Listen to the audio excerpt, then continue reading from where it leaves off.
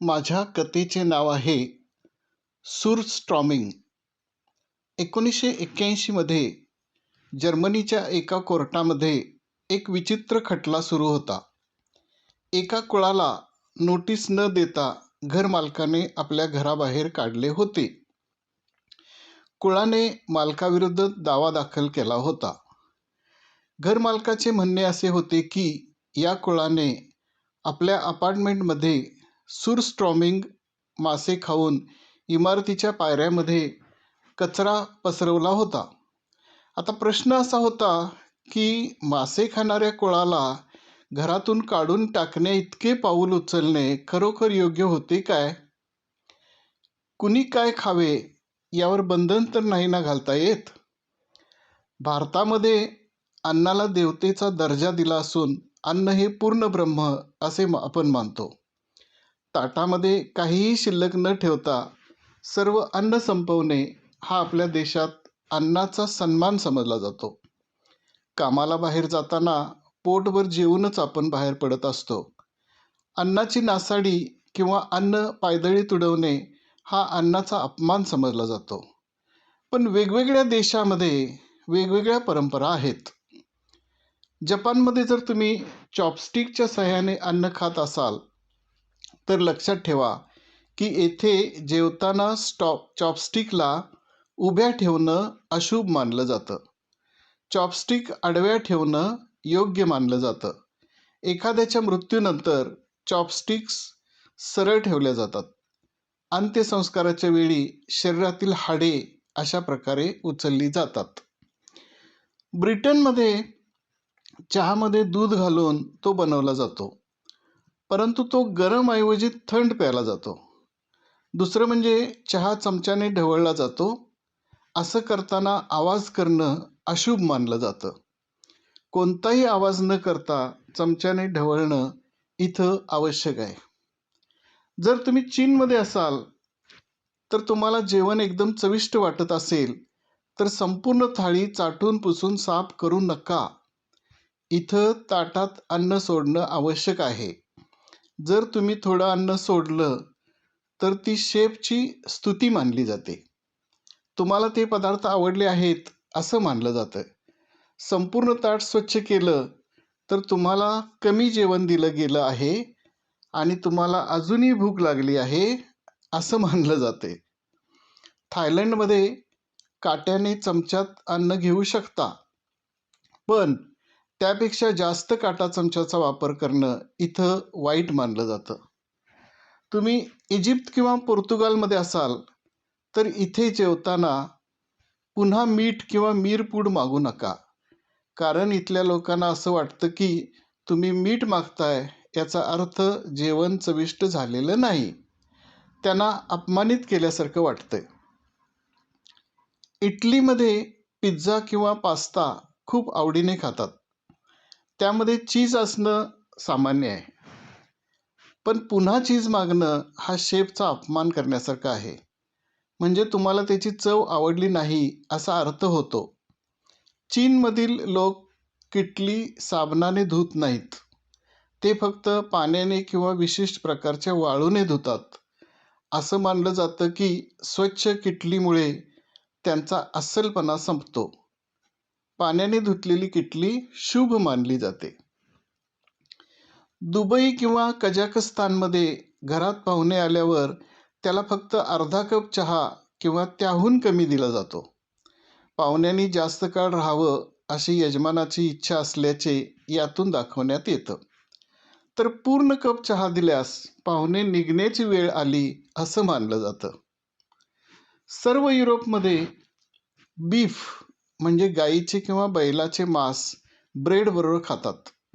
शिवाय पोर्क म्हणजे डुकराचे मांस ते पण खातात. वाईन, व्हिस्की, बियर इत्यादी ड्रिंक्स सोबत असतातच. चीनमध्ये वटवाघळे, कुत्रे, मांजरे, जलचर, सरपटणारे, वळवळणारे, उडणारे प्राणी खातात. साप, सुरवंट, नाकतोडे, झुरळासारखे दिसणारे किडे, काळे मोठे कोळी, विंचू, स्क्विड मासे इत्यादी अन्नामध्ये वापरतात.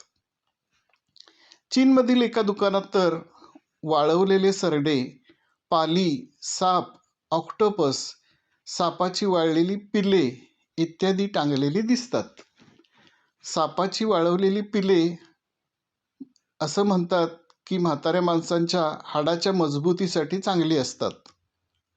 पण चीनमधल्या वटवाघळ आणि डुकरे यांच्यामुळं कोरोना झाला, सगळ्यात जगभर पसरला, ही गोष्ट विसरता कामा नये. वेगवेगळ्या देशामध्ये वेगवेगळ्या प्राण्यांच्या रेसिपी बनवल्या जातात. उदाहरणार्थ इंडोनेशियामध्ये वटवाघळे, नागालँडमध्ये कुत्र्याचे मांस, तैवानमध्ये ऑक्टोपस, बांगलादेशमध्ये गोगलगाई, आफ्रिकेमध्ये साळुंद्री, व्हिएतनाममध्ये अजगराचे सूप, अमेरिकेमध्ये मगरीच्या मांसाचे सॉस, लंडनच्या एका दुकानात तर मुंग्यांच्या अंड्यांचा थर लावलेला केक असतो. फ्रान्समध्ये घोड्याचे मांस, बेडकाचे पाय आणि गोगलगाय इत्यादी पदार्थ मिळतात. मला आठवते चीनच्या दौऱ्यावर असताना सर्वपल्ली राधाकृष्णन यांच्यासमोर उकडलेली मांजर म्हणून खास डिश ठेवण्यात आली होती. त्यांनी ती खाल्ली की नाही हे मला माहीत नाही. आम्ही मात्र एकदा स्वित्झर्लंडमध्ये सहकुटुंब गेलो होतो. बऱ्याच वेळा बाहेरचे जेवण आम्हाला आवडत नसल्यामुळे आम्ही आमचे घरचे जेवण नेले होते. एका कॅन्टीनमध्ये जेवायला बसल्यावर आमच्या टेबलसमोरच एक मुलगा जेवत होता. त्याच्या ताटामध्ये लाल भडक मटण दिसत होते. अमोलने त्याला सहजच विचारले, कसले मटण आहे हे? घोड्याचे, तो म्हणाला. इथे घोड्याचे मटण सर्वजण खातात. शिवाय फ्रान्समध्येही घोड्याचे मटण प्रसिद्ध आहे. जगामध्ये अनेक लोक विचित्र प्रकारचे अन्न खात असतात. मग मासे खाण्यावरून त्या घरमालकाचे काय बिघडले होते? जर्मनीमध्ये जो खटला सुरू होता त्यातील कुळाने सुरस्ट्रोमिंग नावाचा मासा खाल्ला होता. हा मासा हेरिंग नावाच्या समुद्री माशाचा पोट प्रकार आहे. याला स्वीडनमध्ये स्ट्रोमिंग म्हणून ओळखले जाते. स्वीडनमध्ये बाल्टिकच्या खाऱ्या पाण्यात सापडणारे हे मासे आहेत. एप्रिल व मेमध्ये ते पकडले जातात. या माशाला किण्वन करताना म्हणजे फर्मेंटेशन करताना भरपूर मिठाचा वापर करतात. कमीत कमी 6 महिने ही प्रक्रिया करतात. 6 महिन्याच्या किण्वन प्रक्रियेमुळे माशांना एक वैशिष्ट्यपूर्ण तीव्र वास आणि काही प्रमाणात आम्लयुक्त चव असते. याला आंबवलेला मासा असं देखील म्हणतात. तो प्रेशर देऊन कॅनमध्ये भरला जातो. सुरस्ट्रॉमिंग मासा खाण्यासाठी हा कॅन जर उघडला तर येणारा वास हा असह्य आणि जगातील सर्वात जास्त सडलेल्या अन्नासारखा असतो. एप्रिल 2006 मध्ये अनेक प्रमुख विमान कंपन्यांनी या माशावर बंदी घातली, कारण हे प्रेस केलेले डबे स्फोटक असल्याचा दावा केला होता. मार्च 2018 मध्ये हाँगकाँगमध्ये एक उमेदवार लाऊ यांनी सुरस्ट्रॉमिंगचा कॅन आणला होता. तो उघडल्यावर त्याचा वास आल्यावर सर्वांनी त्या गोष्टीचा निषेध केला होता.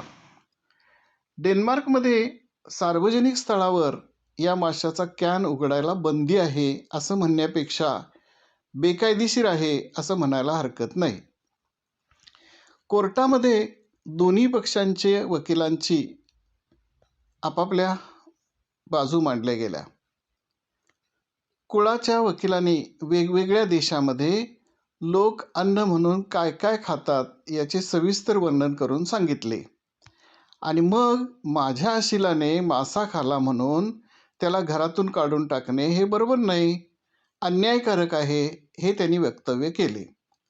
त्यांनी कुळाची बाजू इतकी चांगली मांडली की सर्वांना वाटले निकाल कुळाच्या बाजूनेच होणार. घरमालकाच्या वकिलांनी मात्र एकच गोष्ट केली, या कुळाने जो मासा खाला होता त्याचे कॅनच कोर्टात आणले होते. युअर ऑनर, कोर्टाची जर परवानगी असेल तर मी हा कॅन उघडून आपल्याला दाखवू इच्छितो. असे म्हणताच कोर्टाने परवानगी दिली. वकिलांनी कॅन उघडला आणि सर्वांनी त्या विचित्र वासाची अनुभूती घेतली.